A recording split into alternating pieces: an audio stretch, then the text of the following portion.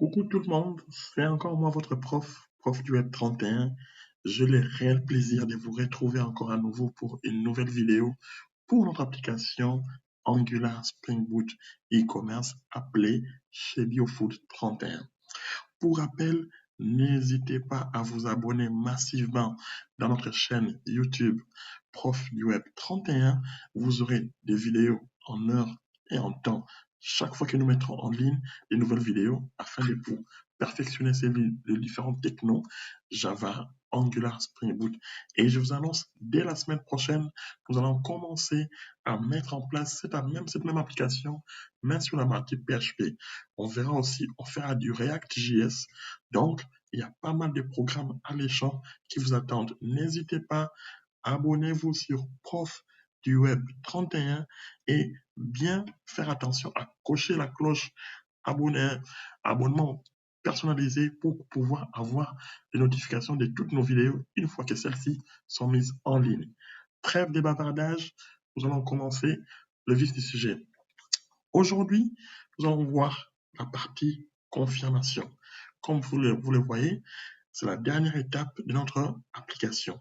Le client a commencé dans la partie.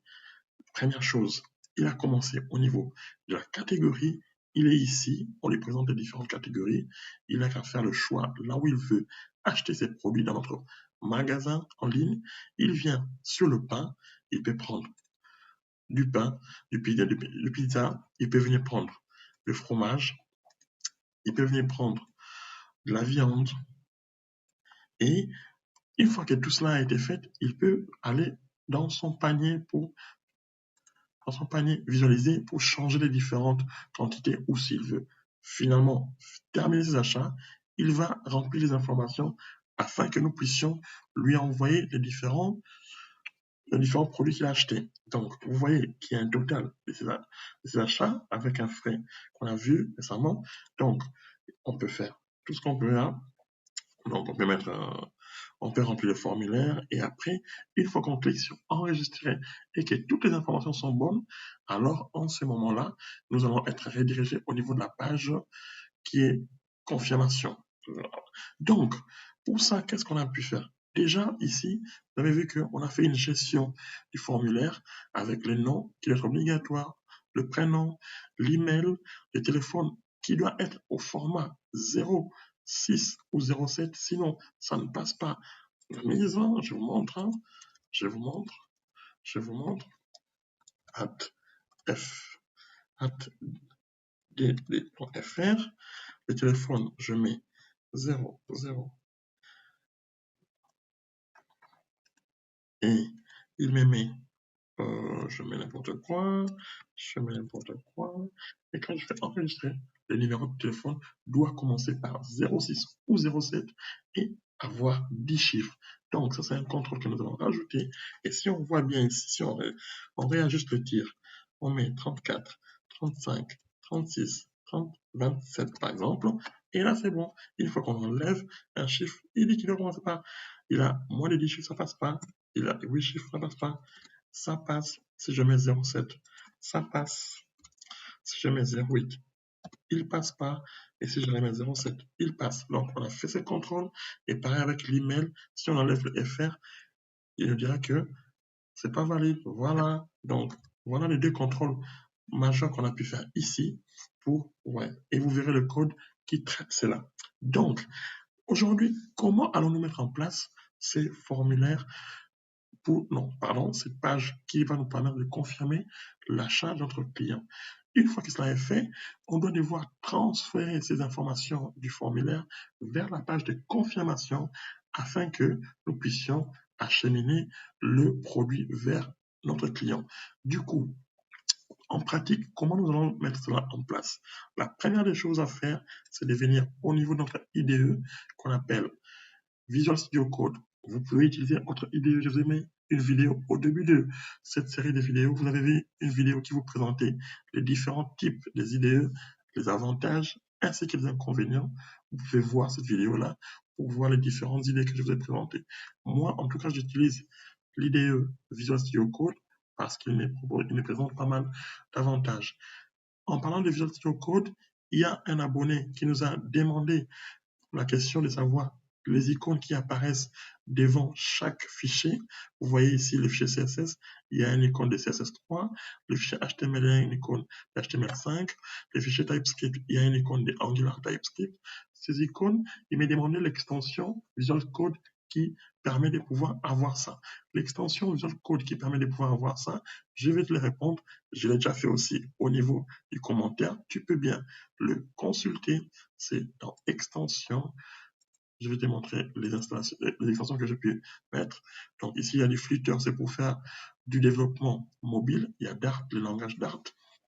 Il y a bien sûr les différentes extensions Angular et l'extension pour répondre à ta question, c'est VS Code Icons. C'est bien cette extension qui nous permet de pouvoir trouver ces différentes icônes devant chaque fichier. Il adapte l'icône au fichier qu'il trouve. Le fichier JSON, il y a une icône appropriée. Le fichier JSON TypeScript, ainsi de suite.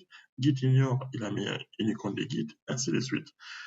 Donc, voilà pour cette question. Revenons entre moutons. Qu'est-ce qu'on doit faire pour pouvoir mettre en place la page de confirmation? Première chose, il faut d'abord créer le composant qui nous permettra de pouvoir avoir cette page de confirmation. La première chose à faire, c'est de faire ng, g, c. Ce sont des choses que vous connaissez maintenant. ng, g, c, c'est la commande que Angular CLI nous permet de pouvoir mettre en place pour avoir un composant. ng, g, c, c'est pour component et je mets le nom de mon component que je veux. Je ne vais pas l'exécuter parce que moi, je l'ai déjà fait. Vous pouvez voir, il est là. Donc, confirmation, j'ai déjà fait. Mais c'est ça, en premier lieu, que vous allez faire. Une fois que cela est fait, qu'est-ce que vous devez faire? Au niveau de la page HTML, voilà. J'ai retracé, je vous ai créé ce qu'il faut pour notre code. Donc, j'ai créé un tableau avec une div à l'intérieur avec un tableau pour pouvoir vous présenter l'affichage de nos trucs. C'est un peu ça. Après cela, je suis allé au niveau de la partie CSS. J'ai pu mettre, donc c'est bien délimité, hein, vous verrez, j'ai mis un CSS confirmation achat et fin confirmation achat. Et là-dedans, je peux gérer tout ce qui a trait au niveau de la page d'affichage de ma confirmation, texte confirmation, colonne résumé, table de détails, ainsi de suite. Ok, ça c'est pour tout ce qui est CSS pour jolir notre page d'affichage de confirmation. Une fois que cela est fait, j'ai géré aussi côté TypeScript, l'intelligence. Première chose, donc j'ai géré une date, en fait, la date de traitement, ce sera la date du jour. J'ai fait une cure date que j'ai pu, après, au niveau de la page confirmation, gérer comme ça, date de traitement, cure date, je fais un pipe en Angular, un pipe, et j'ai voulu l'afficher au format français, jour, mois, année. Donc, cure date, pipe, date, au niveau du format jour, mois, année. Voilà. Aussi, j'ai généré en en-tête un message de confirmation. Votre commande a été traitée avec succès et sera livrée dans les 24 heures. Merci d'entrer votre numéro de confirmation des commandes. Donc, la clé, elle est là, une commande. Comment je gère ça? À chaque commande, on aura une génération d'une nouvelle clé, d'un nouveau numéro de confirmation. Un nouveau numéro de confirmation qui est celui-là. Comment je vais gérer? Je vais vous le montrer côté TypeScript. Donc, j'ai numéro de commande, je l'ai. Donc, numéro de commande, je l'ai rempli là, generate. Donc, voilà. J'ai fait appel à la fonction generate numéro de commande. Du coup, je puis faire un random. Donc, il me renvoie un numéro à 8 chiffres aléatoirement pour pouvoir avoir une nouvelle commande. Donc, chaque commande aura un numéro unique. Voilà comment on a pu alimenter les numéros de commande qui va s'afficher ici. Voilà. Contactez chez BioFood 31 en cas de difficulté. Merci pour votre visite. Et ici, on a le résumé de notre commande. On a le produit, la quantité et le prix, ainsi que l'affichage de nom de la quantité et du produit, le prix du produit que vous avez sélectionné. Ça, on a fait l'affichage en euros français. Ça, on a déjà vu dans pas mal de vidéos. Et après, nous avons pu gérer. Maintenant, comment ici on gère l'affichage de l'adresse de livraison? Il y a le prénom et le nom de la personne, il y a son adresse, il y a son mail et son numéro de téléphone. Ces informations proviennent normalement de la page achat terminé, du formulaire que je vous ai montré ici. Si vous regardez, voilà, ces informations proviennent ici. Une fois que l'utilisateur aura rempli ces informations, on va le faire transiter dans la page confirmation pour pouvoir le récupérer. Mais déjà, je vais vous montrer comment, au niveau de la page achat terminé, comment on transmet les informations du client une fois qu'il clique sur le bouton enregistrer.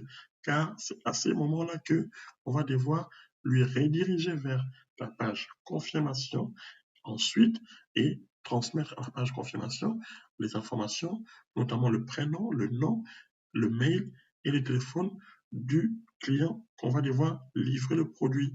Comment on le fait? Je vais vous montrer dans achat terminé, component.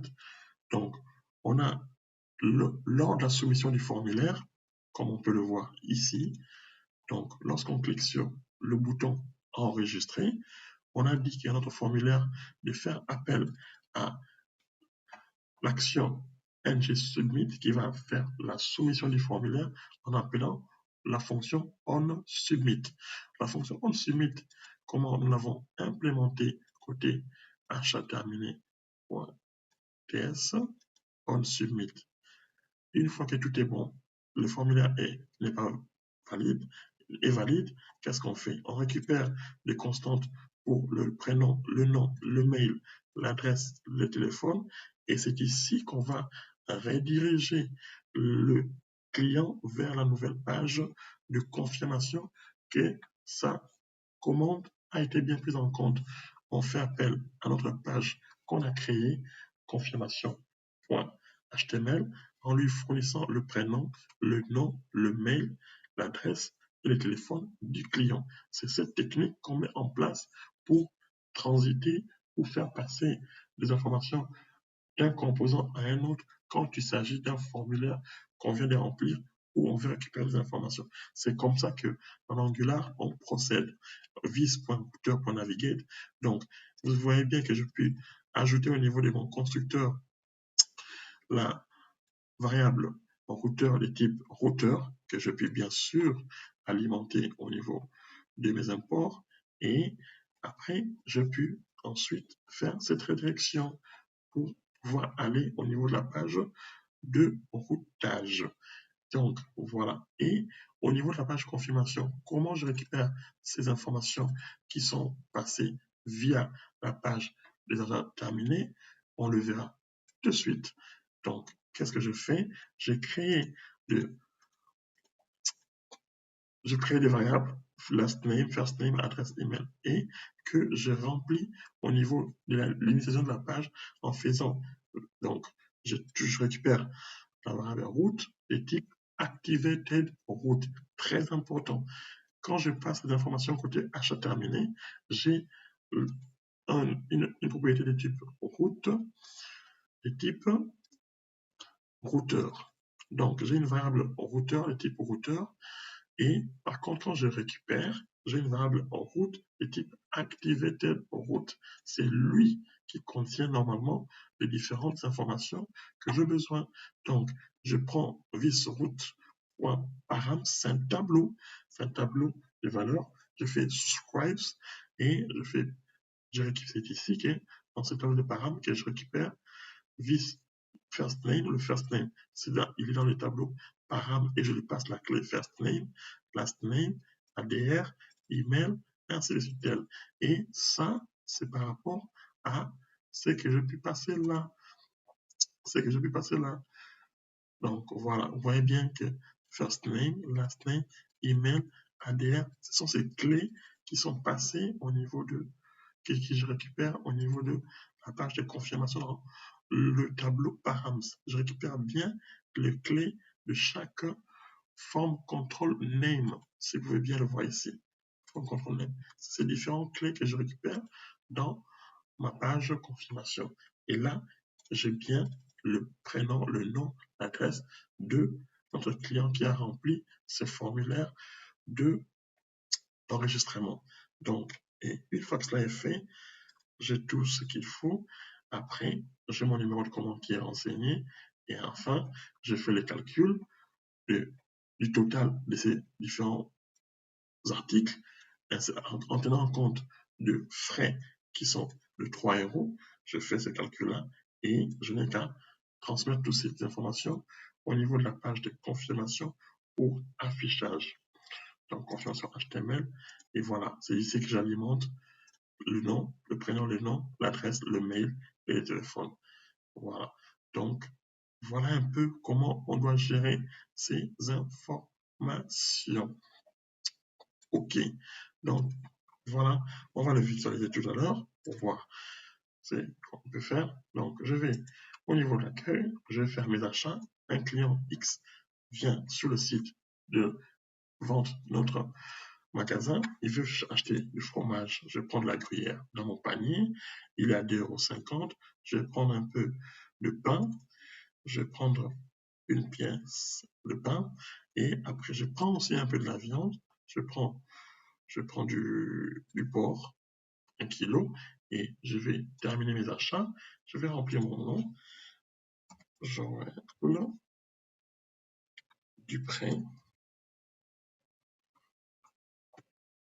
Dupré, Jo underscore dup at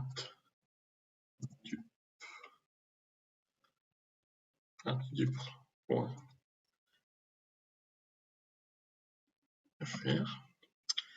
Je mets un numéro de téléphone avec 06, hein, je mets 0.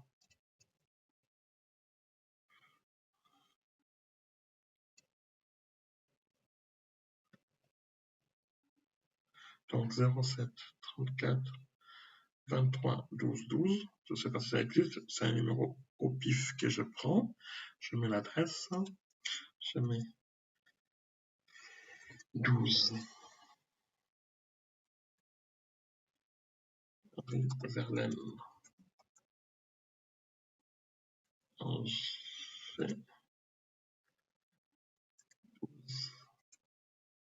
Bon, j'ai créé mon code postal comme ça au pif aussi. 12 903 Saint-Félix en Antioche.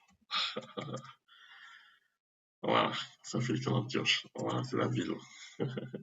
La carte de crédit, je mets 12. Voilà, ça c'est pas, j'ai pas fait un contrôle précis, mais il faut juste le remplir, c'est tout. Donc, le client a fait ses achats d'un total de 19,60 € en prenant en compte le 3 € de frais. Du coup, il fait enregistrer et là, on doit devoir avoir ces informations récupérées au niveau de notre page de confirmation. Enregistrer. Et voilà, nous avons la commande. Votre commande a été traitée avec succès. Donc, vous pouvez noter le numéro de confirmation. Le numéro de confirmation est là, je l'ai dit. C'est un numéro aléatoire à renseigner chaque fois. Quand vous êtes chez BioFood dans le 31, on récupère le résumé de sa commande. On a une gruyère à 2,50 €. On a un pain à 1,60 €. On a 1 kilo de porc à 12,50 €, plus le frais des porcs. Et tout, ça fait 19,60 €. On va devoir livrer ça à Monsieur Joël Dupré, qui habite à 12 rue Verlaine, Angers, 12 903 Saint-Félix en Antioche. Son mail est là, son numéro de téléphone est là, et sa commande est traitée aujourd'hui, le 19 juillet 2020. Voilà la page de confirmation. Et en même temps, c'est la dernière étape de notre application e-commerce Angular Spring Boot. Mais je précise, c'est la dernière vidéo côté Angular simple. Vous avez vu qu'au départ, toutes ces valeurs ont été faites les manières moquées. Donc, j'avais créé un panier service où, si vous verrez, vous voyez bien, ces valeurs ont été moquées. Ces valeurs ont été moquées. Donc, le but des prochaines vidéos sera de récupérer ces informations dynamiquement via une base de données en passant par le bac Java. On a choisi Java avec la technologie Spring Boot. Et vous avez vu, toujours dans la série, on a déjà commencé une première série où on a pu mettre en place les différentes librairies à télécharger côté Java, on a créé des entités, et voilà, on va devoir continuer cette série pour pouvoir vous montrer comment mettre cette dynamique, mais en ayant le back-end qui nous fournit des informations côté Java avec le Spring Boot. Et en base de données, on va utiliser du MySQL. Voilà un peu cette série, cette vidéo d'aujourd'hui qui a été de vous présenter la partie confirmation de la commande d'un client et je vous assure que prochainement, on vous montrera, je vous ferai la même application, mais en PHP. Je vais le commencer d'ici très très bientôt en tout cas. Je vais la commencer très très bientôt. Vous aurez ça. Et aussi, je vais le faire aussi en React.js. On va voir tout ça ensemble. Il y a vraiment un programme alléchant. N'hésitez pas à vous abonner dans notre site Prof du Web 31 et cochez bien la partie abonné pour avoir toutes les vidéos. Sur ce, je vous souhaite merci beaucoup et à très très très bientôt. Au revoir les amis. À plus.